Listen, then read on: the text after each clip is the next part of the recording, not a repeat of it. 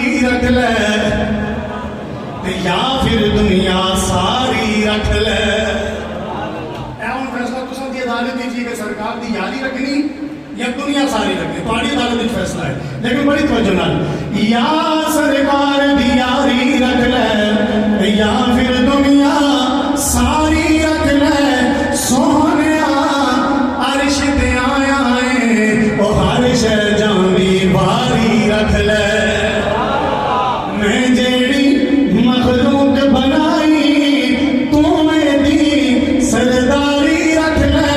او دین ہوئے یا دنیا ہوئے دونوں دی مختاری. دین ہوئے یا دنیا ہوئے دونوں دی مختاری رکھ لے. توجہ، چڑھ سن لو آئے چڑھ سن لو جہاز آئے اتے تے تو براق سواری رکھ لے. بڑی توجہ رہنا سبحان اللہ. لیکن میں اگلا شعر پڑھنے لگا حضرت، انشاءاللہ جب کروں قسم چکیا ہے کہ نہیں بولنا آتے نے بولے دی یاد کر لے انشاءاللہ. مجھے بڑی توجہ نال، چڑھ سن لو جہاز آئے اتے او تو براق سواری رکھ لے. آگو سبحان اللہ، ایک گج کے آگو سبحان اللہ. ایک اگلا شعر سمجھ پائی آسی جب بڑے ذہن کھولا کے گج کے آگو کے سبحان اللہ. چڑھ سن لو جہاز آئے اتے تے تو براق سواری رکھ لے. توجہ، چڑھ سن لو جہاز آئے اتے تو براق سواری رکھ لے. تے اہل دنیا اہل جنت میں کی کرنی ساری رکھ لے.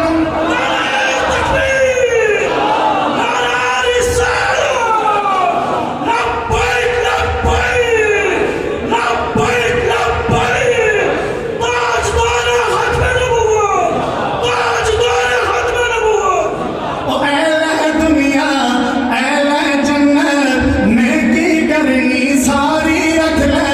موسیٰ جے بھی کہندے ٹر کے سانوں بھی درباری رکھ لے. او موسیٰ جے بھی کہندے ٹر کے سانوں بھی درباری رکھ لے. تے سارے بوئے بند کرنا صرف بس سرکار والوں ایک باری رکھ لے. اس باری جو آواز کے میں محبت رکھوائی بھی آپ خبر کرے صلی اللہ علیہ یا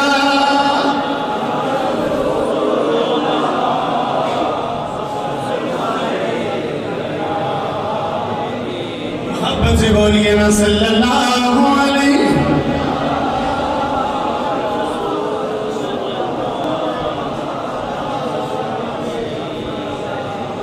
تو شاہ ہوں تو جانے جانا تو شاہ ہوبا. تو جانے جانا ہے چہرہ کتاب تیرا. تو شاہ ہوبا تو جانے جانا تو شاہ ہوبا تو جانے جانا ہے چہرہ تیرا. نہ بن سکی ہے نہ بن سکے گا. نہ بن سکی ہے نہ بن سکے گا. مثال تیری جواب. اے میرے پاک نبی کے غلاموں، اللہ کی عزت کی قسم ہے اس روئے زمین پر اللہ کریم نے 1,24,000 کم و بیش نبیوں کو مبعوث فرمایا ہے. ان 1,24,000 کم و بیش انبیاء علیہ السلام میں سے جناب آدم بھی آئے ہیں، وہ صفی اللہ بن کے آئے ہیں. جناب نوح نجی اللہ بن کے آئے ہیں. جناب ادریس بھی آئے ہیں. جناب یحییٰ علیہ السلام و زکریا بھی آئے ہیں. اور انہی میں ایک حسینوں کا سردار جناب یوسف بھی آئے ہیں. ان میں حسینوں کا سردار ان میں جناب یوسف بھی آئے ہیں. جناب ابراہیم خلیل اللہ بھی آئے ہیں. جناب जनाब इस्माइल ज़बीहुल्लाह भी आए, जनाब मूसा कलीमुल्लाह भी आए हैं, और इन्हीं में जनाब ईसा रूहुल्लाह भी आए हैं। लेकिन यारो जनाब आदम से लेके ईसा तक हर नबी का अपना अपना दर्जा और मर्तबा है। लेकिन जब बारी आई मेरे तेरे नबी की,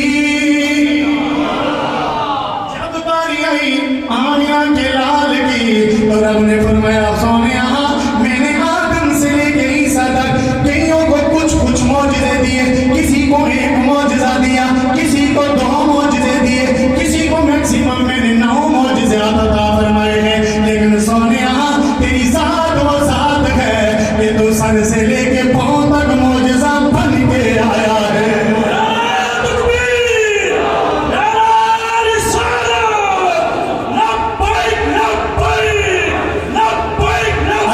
अल्लाह मेरे नबी के गुलामों, ये मेरा तेरा नबी है कि जिसको अल्लाह करीम ने इतने एज़ाज़ात से नवाजा है। तो जब ये इतने प्यारे मर्तबे वाला, बड़े मर्तबे वाला अगर नबी हमें मिला है, तो हम अल्लाह का शुक्र क्यों ना अदा करें, और फिर ये हम क्यों ना गुनगुनाए कि न बन सकी है, ना बन सकेगा, ना बन सकी।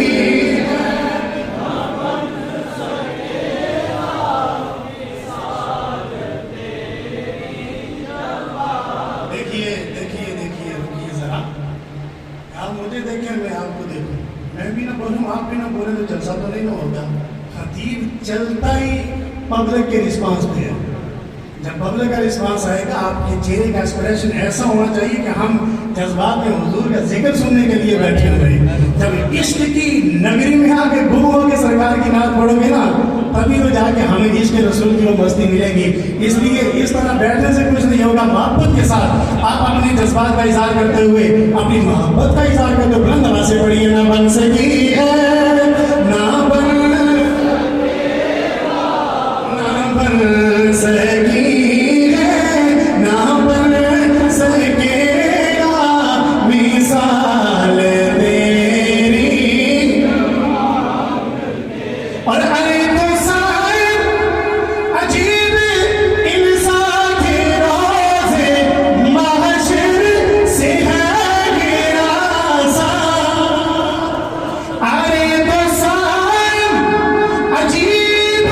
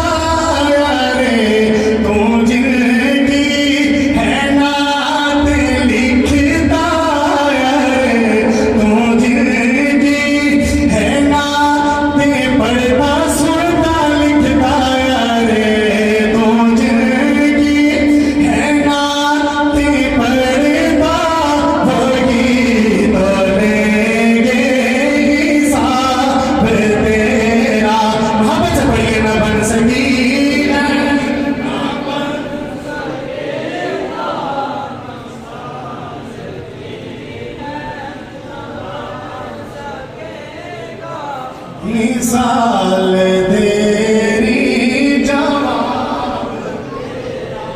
हम लोग सलात मिलाएंगे। सब तज़ीम और तकरीम मुक़द्दर जमी हज़रात, जमी मेरे आका के गुलामों, दीवानों, मस्तानों, हमारे चीज़ की ज़िन्नत उस्ताद उलमा वल हुफ़ाज़ वल अफ़ादिल जनाब मोहतरम अल हाफिज़ अल क़ारी मोहम्मद इलियास साहिब नक्शबंदी अदामल्लाहु ताला ज़िद्दहुल आली ज़ी क़द्र व ज़ी मर्तबत जनाब वलशान महतूमुल मकाम हज़रत अल्लामा मौलाना आफ़ताब अहमद सुल्तानी साहिब दामत बरकातुहुल क़ुद्सिया ज़ी क़द्र व ज़ी इहतिशाम लाइक ही सद ताज़ीम व तकरीम जनाब मोहतरम हज़रत अल्लामा मौलाना वक़ार अंजम साहिब अदामल्लाहु ताला फ़ियूदकुम इस्लामी और ज़ी क़द्र व ज़ी मर्तबत जनाब वलशान महतूमुल मकाम हज़रत अल्लामा मौलाना अमजद हुसैन सुल्तानी साहिब और हमारे निहायती मुखलिस मुशफ़िक़ मेहरबान जनाब मोहतरम बरादर मुकर्रम हाफिज़ अब्दुल वाहिद साहिब دیگر یہاں جتنے بھی میرے سرکار کے غلام جلوہ فراز ہیں، آج کی اس ببرکت محفل کے بانیان جناب محترم حضرت العلامہ والکلام جناب محترم حضرت علامہ مولانا شہزاد احمد سلطانی صاحب ادام اللہ تعالی امام مسجد حاضہ، اور ذی قدر ذی احتشام لائق ہی سب تعظیم و تکریم ممتاز شخصیت، اللہ کے رسول میں اللہ کے رسول کے عشق میں ڈوبی ہوئی شخصیت جو زمانے میں واقعتاً ہی ممتاز ہیں، جناب ماسٹر ممتاز جوش صاحب، اور دیگر یہاں جتنے بھی انتظامیہ کمیٹی یہاں جلوہ فراز ہے، اہل محلہ، میں سب کے ناموں سے آشنا نہیں ہوں، لیکن اتنا یقین رکھیے کہ جن کی ببرکت محفل میں آپ آئے بیٹھے ہیں وہ لجپال ہمارے ناموں سے بھی واقف ہیں، ہمارے کاموں سے بھی واقف ہیں، اور آگے چلیے ہمارے خاندانوں سے بھی واقف ہیں۔ سب کو میری طرف سے السلام علیکم ورحمۃ اللہ تعالی وبرکاتہ۔ احباب گرامی، آج کی یہ تقریب سعید محفل میلاد مصطفیٰ صلی اللہ تعالیٰ علیہ وسلم کے نام سے انعقاد پذیر ہے، اور اس کی وساطت سے میں بلا تمہید و بلا تاخیر میں آگے بڑھنے کی کوشش کروں گا تاکہ آپ کا وقت بھی بچ جائے اور آپ کو مواد بھی مل سکے۔ تو آج کی اس محفل کی وساطت سے آپ کے سامنے میں آج جس موضوع پر ڈسکس کروں گا، آپ کی گوش گزار کروں گا، وہ ہے عقائد صحابہ۔ صحابہ کے عقیدے کیا تھے، صحابہ کے معمولات کیا تھے، اور صحابہ کے اعمال کیا تھے۔ اگر میں ان 3-4 چیزوں تک نہ پہنچ سکا، کم از کم میں عقیدہ ضرور ڈسکس کروں گا کہ یارو کیا وجہ ہے کہ اللہ نے قرآن اتارا اور اس کے اندر فرمایا کہ لوگوں ایمان ایسے لے کے آؤ جیسے میرے نبی کے صحابہ لے کے آئے ہیں، جیسے میرے بڑی غور کے ساتھ جیسے میرے نبی کے صحابہ ایمان لے کے آئے۔ کیا سمجھتے ہو کہ یہ آیت صرف 1400 سال 1450 سال بعد میں آنے والوں کے لیے تھی؟ نہیں، یہ آیت اس وقت جو صحابہ کے ساتھ اور بھی ایمان لانے والے تھے ان کے لیے بھی درس تھا کہ تم نے ایمان لانا ہے تو کیسا ابو بکر جیسا ایمان لے کے آنا ہے۔ کیا کچھ سبحان اللہ ذرا، کہ مجھے پتا ہے میں اپنے اس علاقے سے واقف ہوں کہ آپ ہم چشمی پر زبے اور انشاءاللہ اس طرف بھی آئیں گے، لیکن طلب میں بھی میں کوشش کروں گا کیونکہ ہماری جو تربیت ہے وہ یہی ہے آستانہ عالیہ سے کہ جب بھی منبر رسول کو تم نے پکڑنا ہے، اس پہ بیٹھ کے واضح و نصیحت کرنی ہے تو سب سے پہلے اللہ کا قرآن پڑھنا ہے، پھر نبی کا فرمان پڑھنا ہے۔ ہم نے اسے باہر جانا ہی نہیں ہے اور جانا بھی نہیں چاہیے، چونکہ اللہ کا قرآن تھوڑا ہے میرے محبوب نبی کی ذات کو بیان کرنے کے لیے، ان کی شان کو بیان کرنے کے لیے۔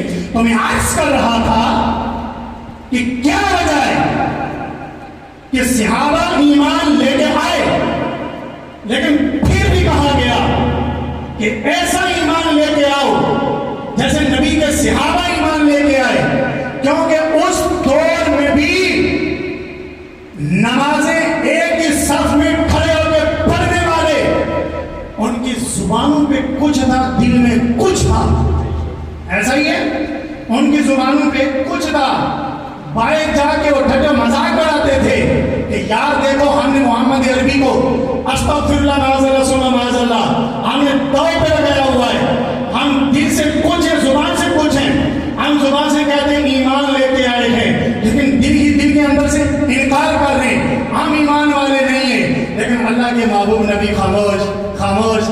ایک وقت ایسا آیا، اللہ نے فرمایا او پیارے جی یا رب جلیل کیا حکم ہے؟ فرمایا لیمیز اللہ الخبیث من الطیب، فرمایا اب خبیث الگ ہوں گے، طیب الگ ہوں گے۔ کیا کہ سبحان اللہ، فرمایا اب ناپاک الگ ہوں گے، پاک الگ ہوں گے۔ میرے نبی کھڑے ہوئے منبر پہ 36 کھڑے کیے میرے نبی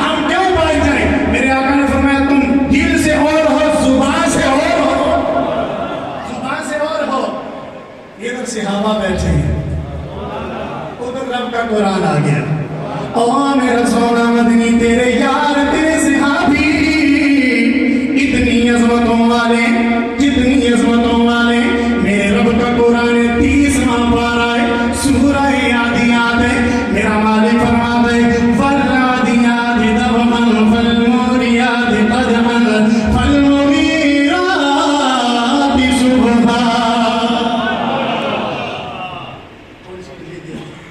والعاديات ضبحا فالموريات قدحا فالمغيرات صبحا او میرا سونا مدنی قسم ہے مجھے کانپتے کانپتے گھوڑوں کی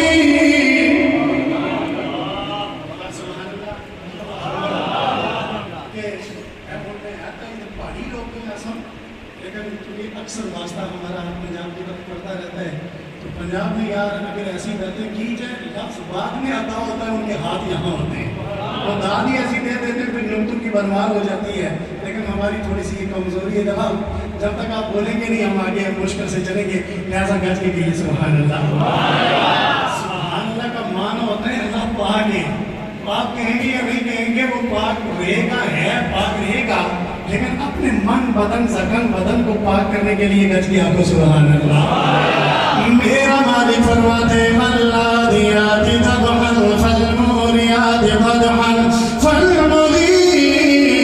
فالمغیرات صبحا قسم ہے مجھے کانپتے کانپتے گھوڑوں کی او میرے سونے اللہ یہ تیری شان تو نہیں ہے کہ تو جانوروں کی قسمیں کھائے یہ تیری شان نہیں کہ تو گھوڑوں کی قسم کھائے تو قسم کھاتا تو کسی بڑی چیز کی قسم کھاتا تو قسم کھاتا تو کسی نبی کی قسم کھاتا تو قسم کھاتا کسی مقدس مقام کی قسم کھاتا تو قسم کھاتا تو کسی ولی کی قسم کھاتا اور میرے سونے ربا یہ تو نے گھوڑوں کی قسم کیوں کھائی ہے جواب آتا ہے یہ گھوڑے کوئی عام گھوڑے نہیں یہ گھوڑے کوئی عام گھوڑے نہیں ہے بلکہ ان گھوڑوں کا ٹائٹل تو ذرا دیکھو یہ گھوڑے کوئی تمہارے جناب وزیر اعظم کا گھوڑا نہیں ہے یہ تمہارے جناب 75 لاکھ پونڈ والے سرداری صاحب کے گھوڑے نہیں ہیں بلکہ یہ گھوڑے وہ گھوڑے ہیں کہ جن گھوڑوں پر بیٹھ کر نبی کے صحابہ جن گھوڑوں پر بیٹھ کر نبی کے صحابہ میدان جہاد میں جاتے تھے ابھی میرا یار تو میرا یار ہے میرے مدنی کے صحابہ تو صحابہ ہیں اور مجھے یار کے صحابہ سے اتنا پیار ہے کہ میں ان کے گھوڑوں کے قدموں کے نیچے لگنے والی خاک کی بھی قسم کھا دیتا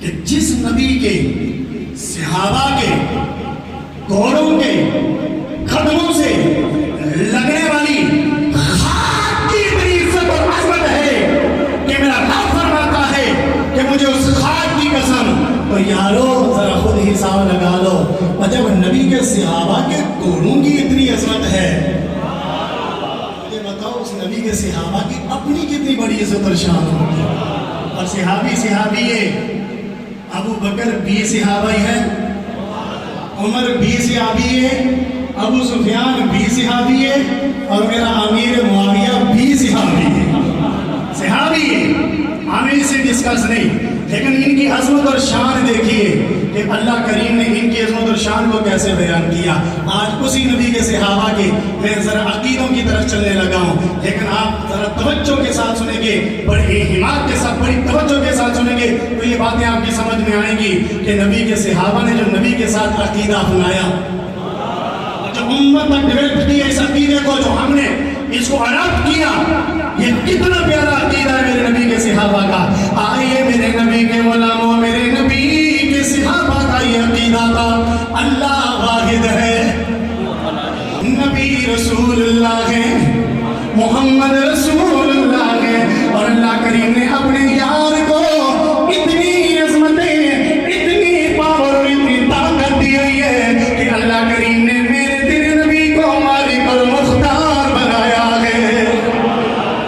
खसाइस कुबरा की रिवायत है।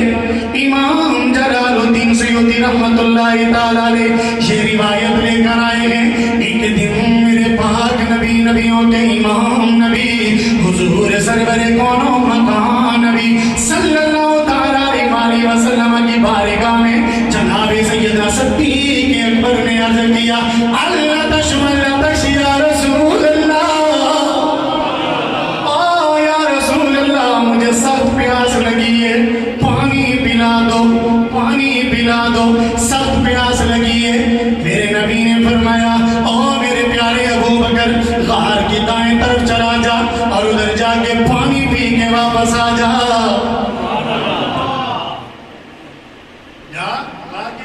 ये वाक्य किस वक्त का है? मैं थोड़ा सा रुक के आपको समझाने की कोशिश करूंगा। ये वाक्य उस वक्त का है कि जब मेरे तेरे नबी मक्का से हिजरत करके मदीने जा रहे थे। रास्ते में गार आई, गार सौ। मेरे नबी के पीछे फौजी लगे, दुश्मन ताक़ुब में। मेरे आका ने अल्लाह की तरफ से हुक्म है, प्यारे इस गार को जरा शर्त बख्शिए ना, क्योंकि बाद में तेरे उम्मती तेरे महबूब मेरे महबूब बाद में तेरे उम्मती आएंगे, उनके दिल में चाहत होगी, ना जाने महबूब नबी यहाँ से कैसे ऊपर चढ़े होंगे, वो ये नियत लेके चढ़ेंगे मैं उनका सवाब ज़ाय नहीं करूँगा। इन्नल्लाह ला युज़िउ अजरल मुहसिनीन, मैं मुहसिनीन का अजर ज़ाय नहीं करूँगा, मैं उनको इस पे भी अजर दूंगा। जाइए गार को शर्त बख्शिए। मेरे आका अंदर आए, बड़ी सुनने की बात है, तवज्जो के साथ सुनना। अंदर आए, फौजी पीछे पीछे, और आपको पता है पढ़े लिखे अहबाब बैठे हो कि गार के अंदर जब सरकार दाखिल हुए तो गार के बूहे पे दरवाजे पे मकड़ी ने एक जाला लगाया। जब फौजी यहां तक पहुंचे, इतने एक्सपर्ट किस्म और इतने तेज फौजी थे उस वक्त कि वो कदमों के, जिसे कहते हैं खुला लगाना, और कदमों के निशानात उसको देखते देखते तकते तकते गार के बूहे पे आ गए। जब गार के दरवाजे पे आए, कहने लगे यार यहां से आगे कदमों के निशानात नहीं है। एक फौजी बोले उसा क्या अंदर चले गए होने नहीं, उसा क्या चलिया गल्ला इतने भी करना, तानू पता नहीं कि अगर गार के अंदर जाते तो जाला टूटता, गार के अंदर जाते तो जाला टूट जाता। अब क्या वजह है कि अंदर गए कोई नहीं, अंदर गए कोई नहीं, ऊपर उठा लिए गए, नीचे चले गए, हैरान और शशतर है। इनको पता नहीं कि महबूब नबी अंदर है, लेकिन एक जुमला कहने लगा हूं, इतना भी सस्ता नहीं है कि सुभान अल्लाह। अब बाहर वालों को पता नहीं कि अंदर कौन है, बाहर वालों को पता नहीं कि अंदर कौन है, लेकिन अंदर वालों को पता है बाहर कौन है और कौन क्या कर रहा है। बाहर कौन है और कौन क्या कर रहा है। इस गार के अंदर मेरे सरकार अबू बकर ने सरकार से अर्ज किया, या रसूल अल्लाह पानी की प्यास लगी। अब देखिए कंसेप्ट इसको क्लियर कीजिए कि सरकार का गुलाम है अबू बकर, हिफाजत करते करते कभी आगे कभी पीछे कभी दाएं कभी बाएं, वो तफसीलन वाक़या है।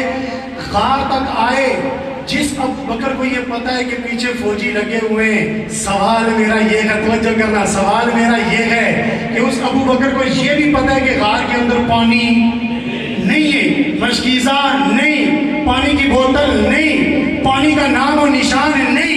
सवाल मेरा ये है कि इस क्रिटिकल पोजीशन के अंदर मेरे अबू बकर ने सरकार से पानी मांगा क्या? इस पोजीशन के अंदर, मुश्किल पोजीशन के अंदर सरकार अबू बकर ने सरकार से पानी मांगा क्यों? तो इसका दूसरा जुमला बनता है, अबू बकर को भी पता है क्या हुआ जो गार के अंदर पानी नहीं, क्या हुआ जो गार के अंदर पानी नहीं, और यह भी पता है पानी नहीं का जुमला देने लगा यार, बड़ा मजेदार मजा। अल्लाह अल्लाह, अबू बकर को ये भी पता है कि गार के अंदर पानी नहीं, बाहर दुश्मन खड़ा है, और यह भी पता है लजपाल इतने अगर मांगा जाए तो ना नहीं करते, मांगा जाए तो ना नहीं करते। क्या वजह है? अबू बकर ने सरकार से पानी मांगा, या रसूल अल्लाह पानी पीना है, सख्त प्यास लगी है। میرے تیرے نبی نے نہ نہیں فرمائی، فرمایا پیارے ابو بکر غار کی دائیں طرف چلا جا، وہاں جا کے پانی پی کے واپس آ جا۔ اب ابو بکر کا آگے سے عقیدہ دیکھیے، ابو بکر نے یہ عرض نہیں کیا یا رسول اللہ غار کے اندر پانی کوئی نہیں ہے، آپ مجھے غار کی دائیں طرف کیوں بھیج رہے ہیں؟ اور ابو بکر کا بھی عقیدہ ہے، اور کیا ہوا جو غار کے اندر پانی نہیں ہے؟ گو کے پاس کچھ رکھتے نہیں، دونوں ہاتھ تو ظاہر خالی ہیں، لیکن اللہ کی کل جہان کی نعمتیں محبوب نبی کے قبضے میں آ گئی ہیں۔ اللہ ابو بکر نے نہ ہاں کہا نہ کہا، سیدھے غار کی دائیں طرف چلے گئے، وہاں جا کے پانی پیا، پانی پی کے میرے محبوب نبی کے قدموں میں واپس آئے۔ میرے آقا نے پوچھا او پیارے ابو بکر پانی ملا کہ نہیں ملا؟ کہ ہاں سرکار پانی پی کے واپس آیا ہوں۔ میرے نبی نے پوچھا کیف وجدتہ، او میرے سونے ابو بکر تو نے پانی کو کیسا پایا؟ عرض کیا یا رسول اللہ میں نے ساری زندگی پانی پی کے گزاری ہے، لیکن یہ پانی بڑا عجیب پانی ہے، یہ پانی بڑا پیارا پانی ہے۔ ابو بکر کیفیت بیان کر عرض کرتے یا رسول اللہ ابیض من اللبن وابیض من المسک، یا رسول اللہ یہ جو پانی میں نے پیا ہے یہ دودھ سے زیادہ سفید تھا، شہد سے زیادہ میٹھا تھا، اور اس کے بیچ میں سے کستوری کی خوشبو آ رہی تھی۔ ابو بکر تجھے پتا ہے یہ پانی کدھر سے آیا ہے؟ عرض کرتے سرکار پتا کوئی نہیں، پانی چلنے لگا نکل جائے گا سبحان اللہ۔ او ابو بکر تجھے یہ خبر ہے یہ پانی کدھر سے آیا ہے؟ عرض کیا یا رسول اللہ مجھے پتا کوئی نہیں یہ کدھر سے آیا ہے۔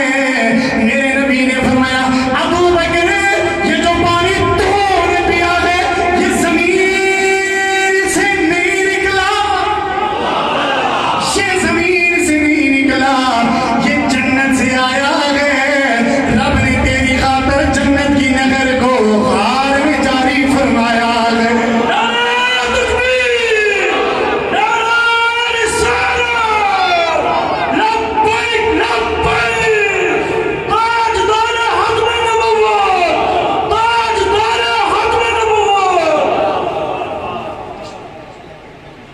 اللہ اکبر۔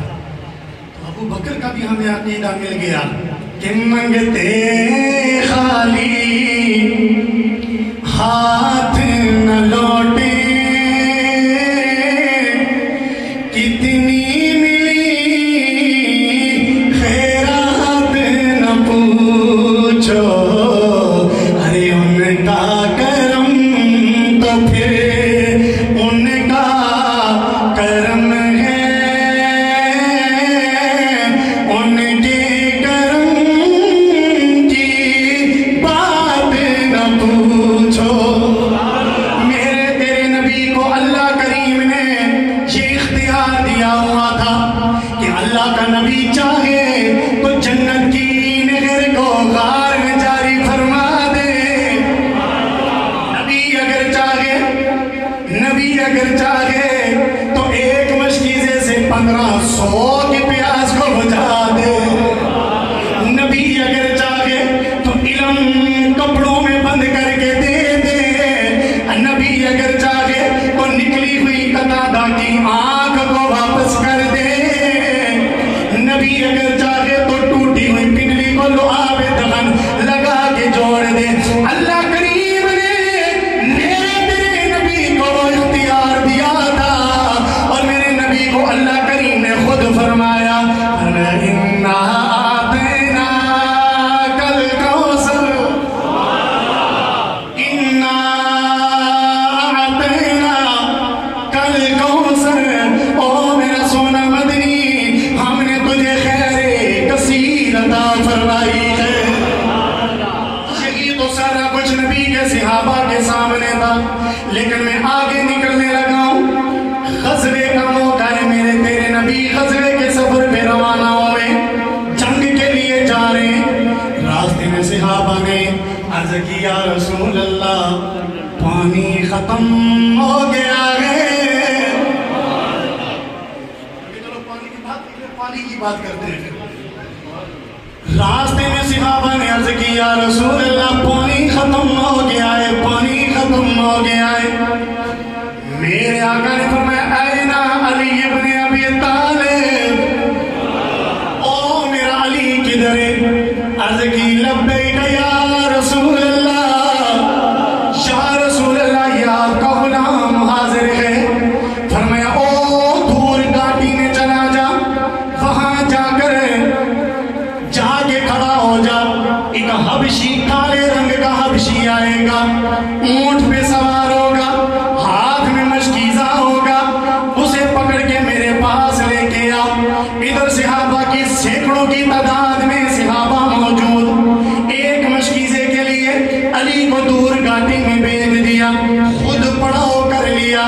علی المرتضیٰ آگے سے ہاں نانا سیدھے چلے گئے, گاٹی میں جا کے کھڑے ہو گئے. انتظار کر رہے ہیں. کافی دیر گزر گئی, کوئی بندہ نظر نہیں آیا. دل میں خیال آیا ہو سکتا ہے کہ نہ آئے, لیکن عشق اندر سے بولا علی جی کوئی اور کہتا ہے ہو سکتا ہے کہ نہ آئے. یہاں تو اس نے کہا ہے کہ جس کی زبان پہ رب کا کلام جاری ہوتا ہے. کھڑے رہے, تھوڑی دیر اور گزری, دور سے پرچھائیاں نظر آئیں. آگے گئے, دیکھا کہ واقعتاً سچ مچ کا حبشی ہے. سچ مچ کا حبشی ہے. علی المرتضیٰ نے اسے روکا, رک گیا. کہنے لگا کیا کام ہے؟ میرے علی نے فرمایا چل. کہنے لگا کدھر؟ کہا تجھے میرے آقا نے بلایا ہے, تجھے میرے آقا نے بلایا ہے. کہنے لگا تیرا آقا کون ہے؟ فرمایا محمد الرسول اللہ, محمد عربی میرے آقا ہیں, میں ان کا غلام ہوں. کہنے لگا تیرا آقا تجھے مبارک ہو, میں تو یہودی کا غلام ہوں. آگے سے مرتضیٰ نے فرمایا چل تجھے چلنا پڑے گا. کہنے لگا نہیں چلوں گا.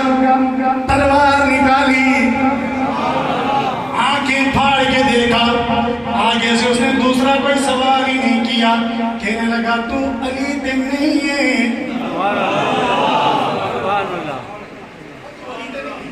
ہمیں ہاں ہاں.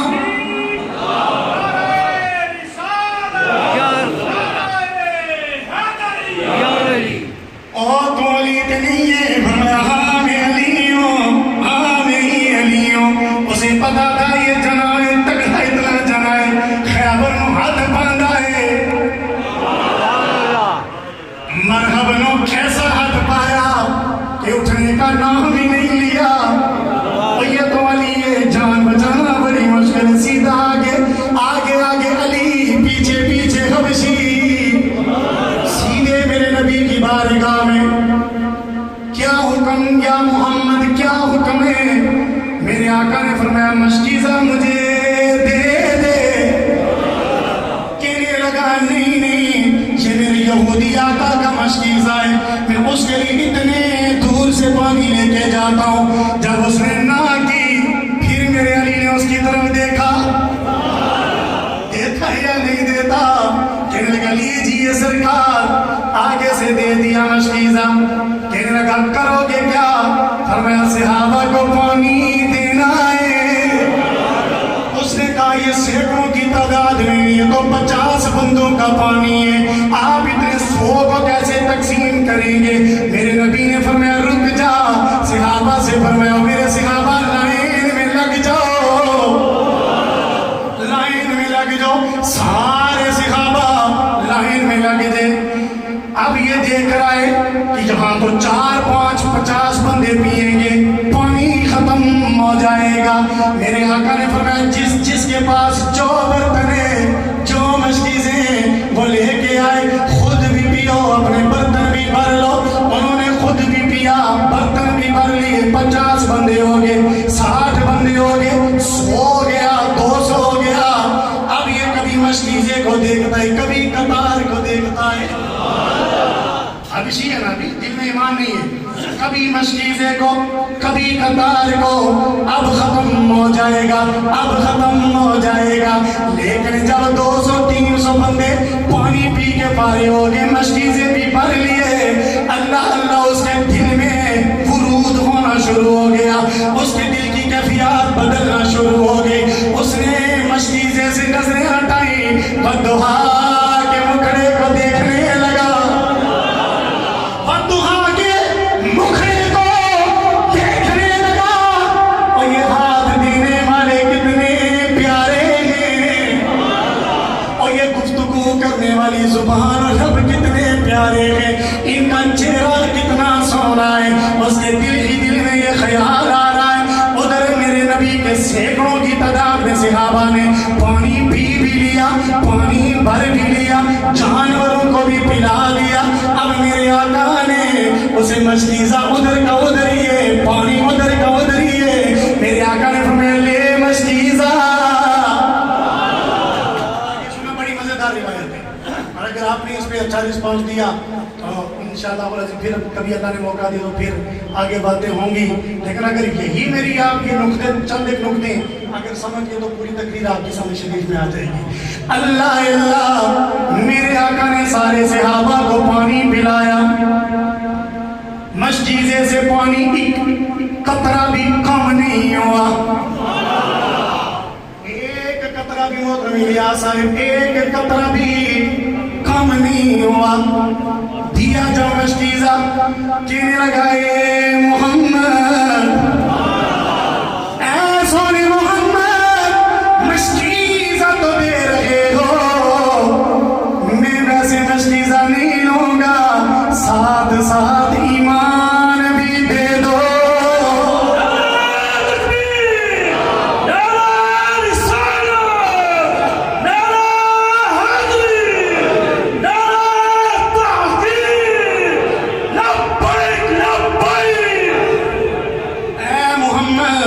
ساتھ ساتھ ایمان بھی دے دو، میرے آقا نے اس کا ہاتھ پکڑا، کلمہ پڑھوایا، دائرہ اسلام میں داخل کیا، حبشی میں تیرے مقدروں پہ قربان کہ تجھے ایمان والے نے خود کلمہ پڑھوایا ہے، ایمان دینے والے نے خود کلمہ پڑھوایا ہے، اب جب حبشی نے کلمہ بھی پڑھ لیا، مشکیزہ بھی مل گیا، اونٹ بھی مل گیا، اب جب جانے لگا میرے آقا نے پیچھے سے فرمایا او کچھ اور بھی چاہیے، او حبشی کچھ اور بھی چاہیے، پیچھے مڑا، کہنے لگا موقع کو غنیمت جانا، کہنے لگا دریائے رحمت جوش میں، واپس مڑا، صحابہ دیکھ رہے، عرض کی یا رسول اللہ، یا رسول اللہ، مشکیزہ بھی دے دیا ہے، اونٹ بھی دے دیا ہے، ایمان بھی دے دیا ہے، اب میری گزارش یہ ہے کہ میرا رنگ کالا ہے، اونٹ میرے موٹے ہیں، آنکھیں میری بڑی ہیں، یا رسول اللہ اتنا کرم کر دو، مجھ سے ہر کوئی نفرت کی نگاہ سے مجھے دیکھتا ہے، حقارت کی نگاہ سے مجھے دیکھتا ہے، یا رسول اللہ اتنا کرم کر دو کہ میرا رنگ گورا ہو جائے، میرا رنگ گورا ہو جائے، میرے نبی نے ادھر بھی نام نہیں فرمائی، کیونکہ ادھر سے حکم ہے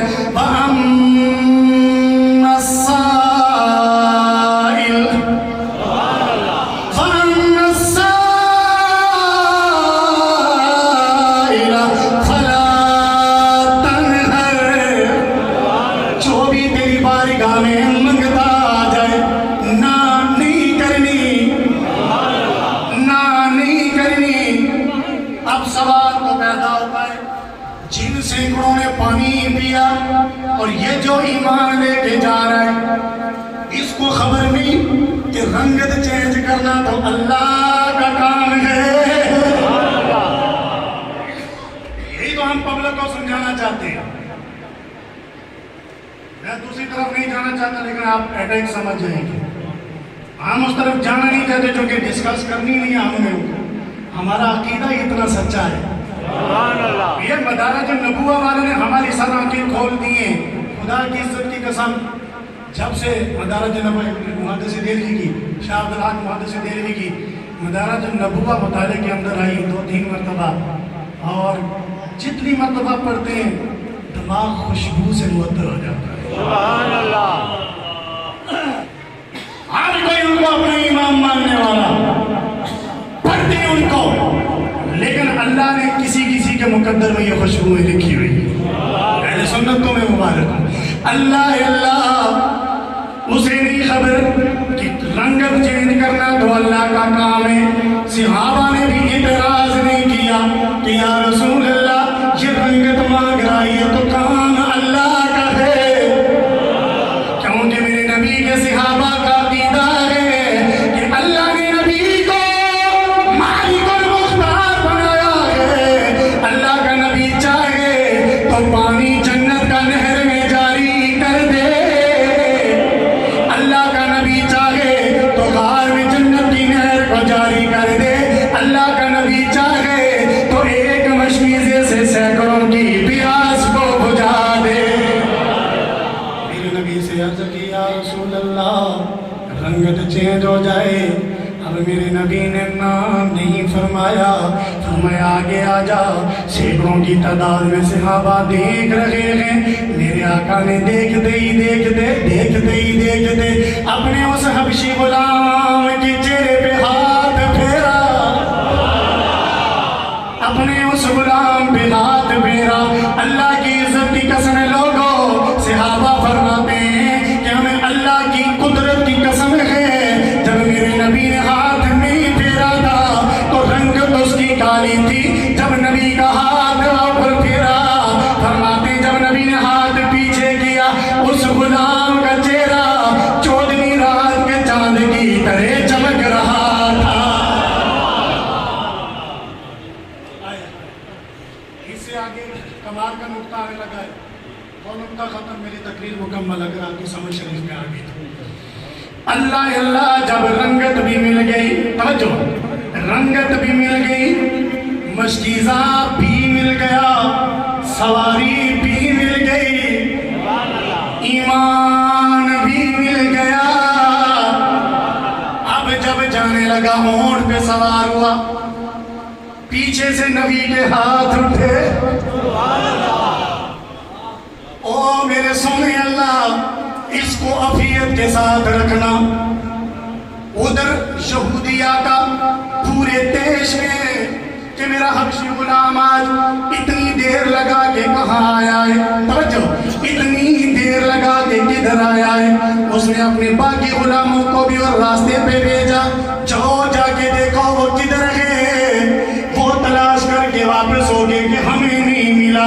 یہ ڈنڈا ہاتھ میں لے کے عصا ہاتھ میں لے کے دروازے پہ پھر رہا ہے کہ جیسے ہی آئے گا میں اس کو زدوکوب کروں گا پٹائی اس کی کروں گا. اللہ جب یہ گیا اس یہودی کے گھر پہنچا. یہودی کے گھر یہ میرے نبی کا غلام پہنچا. یہودی دیکھ کے حیران رہ گیا. رکتا رہے تو جو کرنا. یہودی دیکھ کے حیران رہ گیا کہنے لگا تو کون ہے. رکتا رہے اس کو ضائع نہیں کرنا میری تقریر مکمل ہونے والی ہے. اور تو کون ہے کہنے لگا سواری بھی میری ہے مشکیزہ بھی میرا ہے. توجہ مشکیزہ بھی میرا ہے سواری بھی میری ہے لیکن جب اتے سوارے میرا نہیں. میں اس جملے کو مکمل کرنے لگا ہوں. جملہ نیچے نہیں لگا جتنی آپ کو یہ چاس آئے نا یہ جتنے جذبات اترنے تھی بلند آواز سے سبحان اللہ کہنی ہے. کہنے لگا یہ سواری بھی میری ہے مشکیزہ بھی میرا ہے لیکن جناب اتے سواری میرا نہیں. میں نے کہا یہودی تو نے سچ کہا ہے کہ سواری بھی تیری ہے مشکیزہ بھی تیرا ہے لیکن جناب اوپر سوارے تیرا نہیں. کیونکہ جو محمد عربی کا ہو جائے وہ یہودیہ دا نہیں رہنا.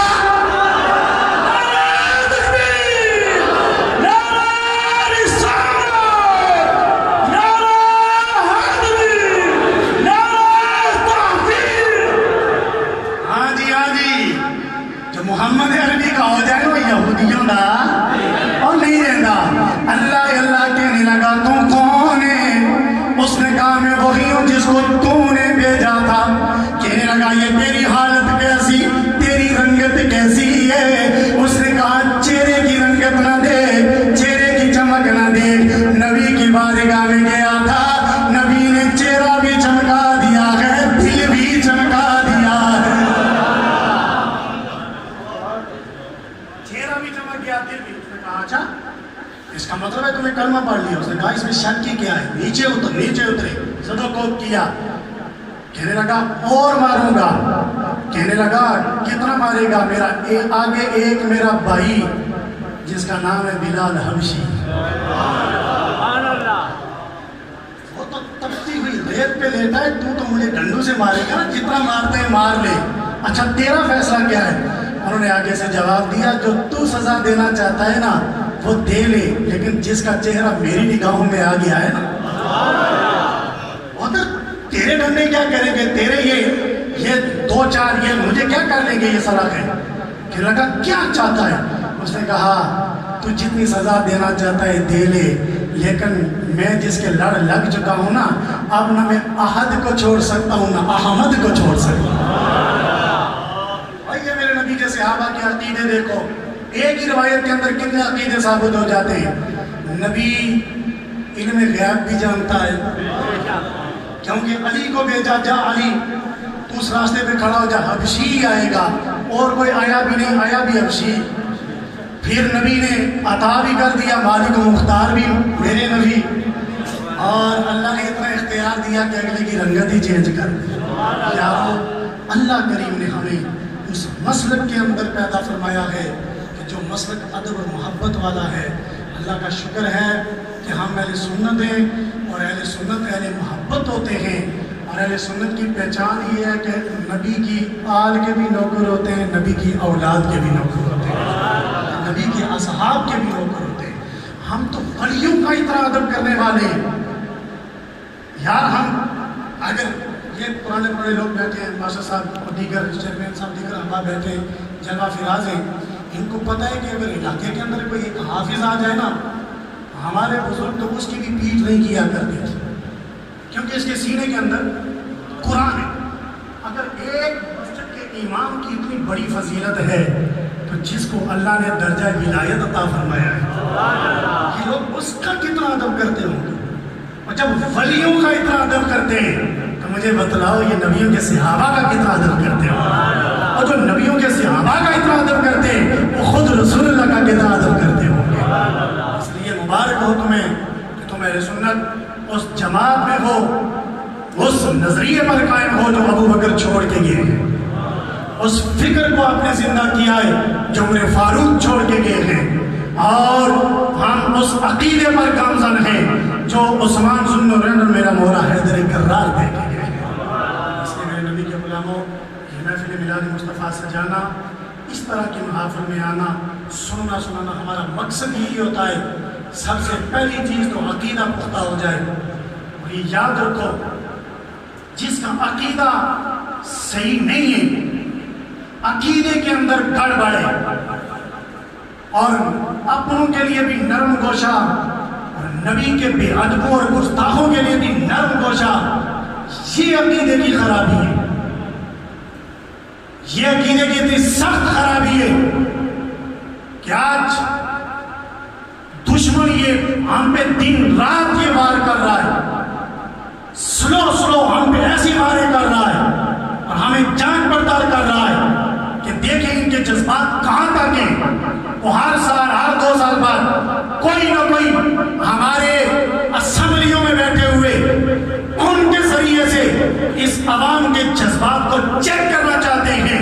لیکن اللہ کا شکر ہے کہ جب بھی نبی کی ناموس کی بات آئی تو انہوں نے اپنی غربت کو نہیں دیکھا، انہوں نے اپنی نوکریوں کو نہیں دیکھا، سب کچھ قربان کر کے نبی کی ناموس پہ قربان ہو گئے. یہ اللہ کا شکر ہے الحمدللہ. اس لیے اپنے عقیدے مضبوط کرو، نبی کے گستاخوں کے ساتھ بھی بیٹھنا ملنا جلنا اور نبی کے گستاخوں سے بھی میل جول اور نبی پر درود بھی، یہ دونوں چیزیں یکجا نہیں ہو سکتی.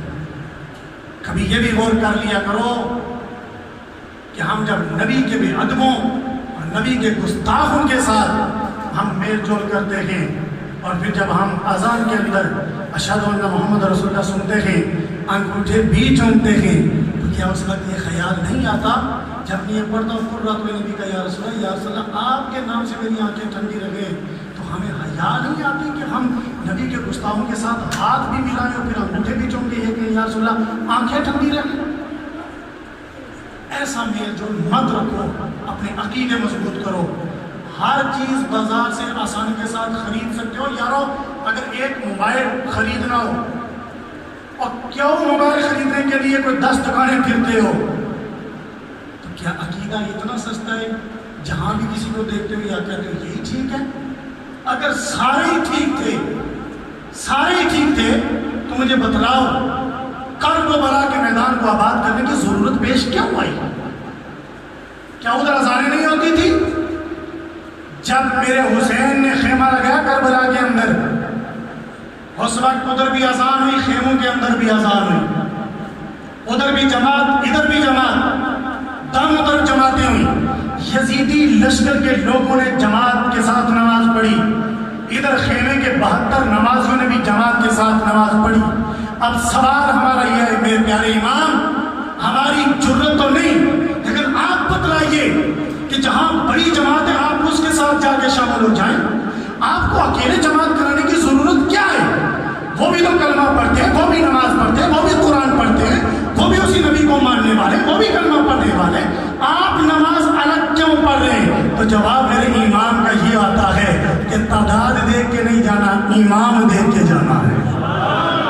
تعداد دیکھ کے نہیں جانا، ایمان دیکھ کے جانا ہے۔